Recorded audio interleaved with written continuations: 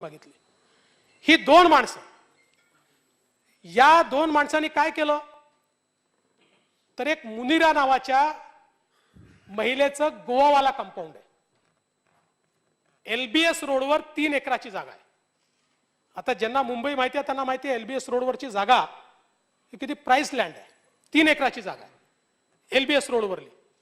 ही या मुनिराची जागा यांनी सांगितलं की त्याच्यावर अतिक्रमण आहे, ते आम्ही काढून देतो आणि मग एक बोगस पॉवर ऑफ अटर्नी तयार केली आणि या बोगस पॉवर ऑफ अटर्नीच्या भरोशावर ती सगळी जागा ही सॉलिडस नावाच्या कंपनीला विकली। सॉलिडस नावाची जी कंपनी आहे ती मंत्री महोदय नवाब मलिक यांच्या परिवाराची कंपनी।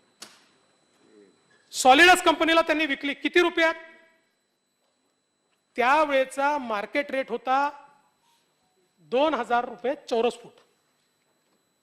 ही जमीन विकली आहे 25 रुपये चौरस फुटाने। मुंबईमध्ये उकिरड्याची जागाही 25 रुपयांनी मिळत नाही आणि पेमेंट केलाय 15 रुपयाचा।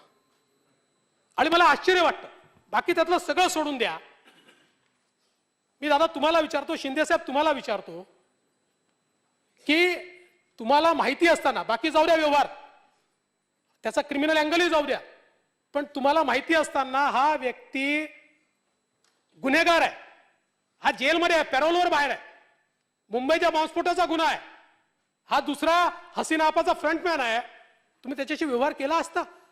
त्याचा फोटो, दोघांचे फोटो, त्याच्या खाली तुमचा फोटो आणि तिघांनी सही करून अशा प्रकारे खरेदी केली असती? अध्यक्ष महोदय, हा सवाल आहे, why did you do business with the killers of Mumbai? मुंबईतला ज्यांनी बॉम्बस्फोटाने होरपळून काढलं, ज्यांच्यावर थेट आरोप आहेत, त्यांच्यासोबत। पण अध्यक्ष महोदय, ही कहाणी इथे संपत नाहीये, ही कहाणी पुढे गेली। हा तर गुन्हा आहेच आणि त्या प्रॉपर्टीतनं मोठ्या प्रमाणात नंतर पैसा कमवलाय, पण इथे संपत नाही।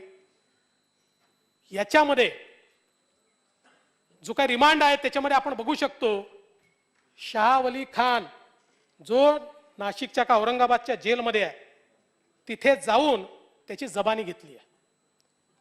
तो काही ईडीच्या अंडर नाही आहे, तो जेलमध्ये आहे, राज्य सरकारच्या जेलमध्ये। तिथे जाऊन त्याची व्हिडिओवर जबानी घेतली आहे आणि त्यांनी स्पष्टपणे सगळ्या गोष्टी सांगितलेल्या आहेत। सलीम पटेल तर गेलाय, तो मेला, पण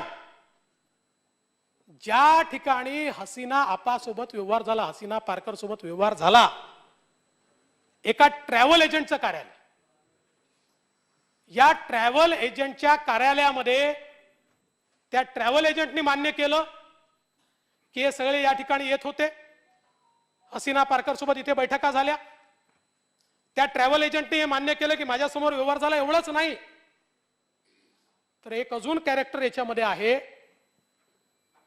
त्याचं नाव मी विसरलो, आता मला पाहावं लागेल। यांनी जो एका दुसऱ्या कंपनीमध्ये यांचा पार्टनर आहे,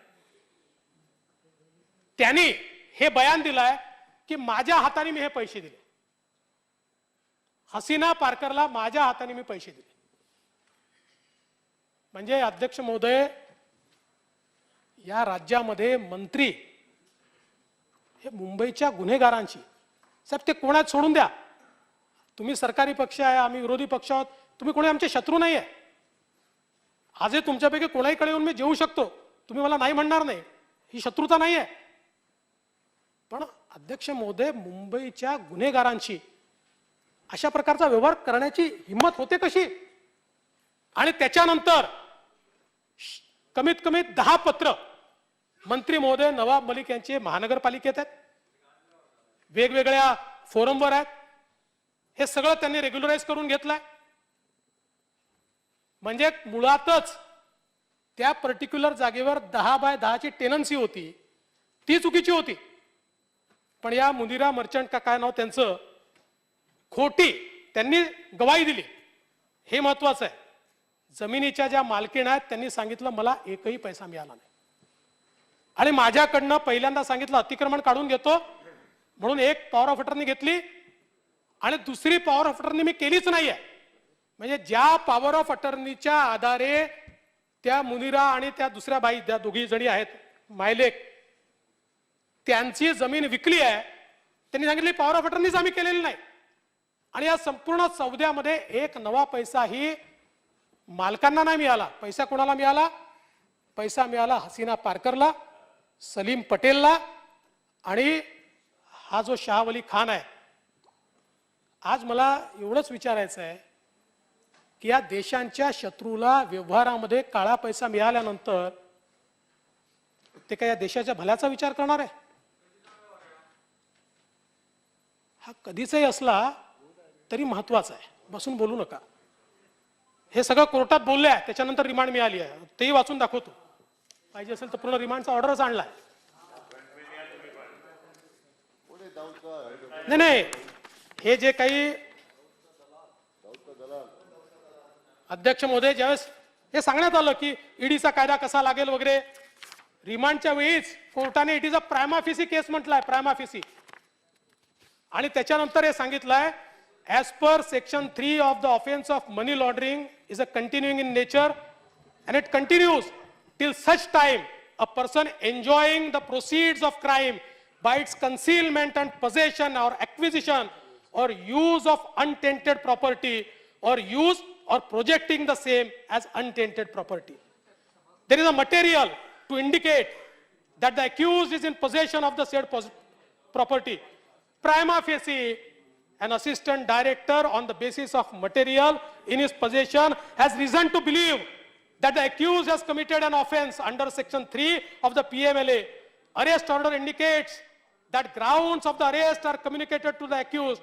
It seems that there is a substantial compliance under section 19 of the PMLA Act.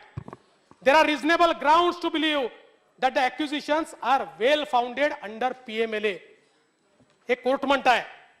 आणि त्याच्यानंतर I am of considered view that custodial interrogation of the accused is necessary to unearth all the ramifications involved in the crime. It is imperative to note that custodial interrogation of the accused is necessary to collect seized, recovered documents at the instance of the accused. The proceeds of crime, तुम्ही म्हणाले ना, हे लिहिलं त्यांनी, the proceeds of crime has traversed since last 20 years and more. Therefore, sufficient time is required to be granted for the investigation of the offense. Resultantly, I am inclined to pass the following order. Accused Muhammad Nawab Muhammad Islam Malik, alias Nawab Malik, is remanded to the custody of Enforcement Directorate. अध्यक्ष महोदय, हा प्रश्न व्यक्तीचा नाहीच आहे. हा प्रश्न एवढाच आहे की एखादा मंत्री, हा कोर्टाची ईडीची नाहीये, एखादा मंत्री देशाच्या शत्रूंसोबत व्यवहार करत असेल आणि ज्यावेळेस व्यवहार केला त्यावेळेस ते अक्युज्ड आहेत, मुंबईच्या बॉम्बस्फोटाचे अक्युज्ड आहेत, ते त्याच्यानंतर लगेच कन्व्हिक्ट झाले, त्यावेळेस पॅरोलवर बाहेर आहे. त्यांनी दिलंय, त्यांनी त्याच्या जबानीमध्ये सगळं दिलेलं आहे, काय काय घडलंय दिलेलं आहे. आणि म्हणून अध्यक्ष महोदय, आम्हाला काही, आमची काही अशी कॉम्पिटिशन लागलेली नाही की मंत्र्यांचे राजीनामे घ्या. आम्ही काय रोज उठसूट मंत्र्याचे राजीनामे मागत नाही. मी विरोधी पक्षनेता झाल्यापासनं मी एकाही मंत्र्याचा राजीनामा मागितला नाही. मी मुख्यमंत्र्यांचा नाही मागितला, कधीच नाही मागितला, कारण मला माझी जबाबदारी समजते, मी कधीच नाही मागितला. पण या ठिकाणी जर अशा प्रकारे थेट आरोप मंत्र्यांवर होत असतील, मी माननीय जयंत पाटील साहेबांची प्रेस कॉन्फरन्स बघितली, बिचारे खूप त्या ठिकाणी प्रयत्न करत होते डिफेंड करायचा आणि ते मधले मधले मुद्दे सोडून सांगत होते. म्हणून आज मी पूर्ण स्टोरी तुमच्या समोर ठेवली आहे. एवढीच नाही आहे, अजून 3 अशा प्रकारचे सौदे आहेत ज्या सौद्यांच्या माध्यमातून अध्यक्ष महोदय मनी लॉन्ड्रिंगही झालाय. पण मनी लॉन्ड्रिंग म्हणजे कुठलाही गुन्हाच असतो, पण मनी लॉन्ड्रिंग हे जर टेरर फंडिंग मध्ये गेलं तर अध्यक्ष महोदय, हा आमचा सवाल नाही, विरोधकांचा नाही आहे. तुम्हाला कदाचित वाटत असेल की आम्ही राजीनामा घेतला तर विरोधकांचा विजय, नाही, आमचा विजय नाही आहे.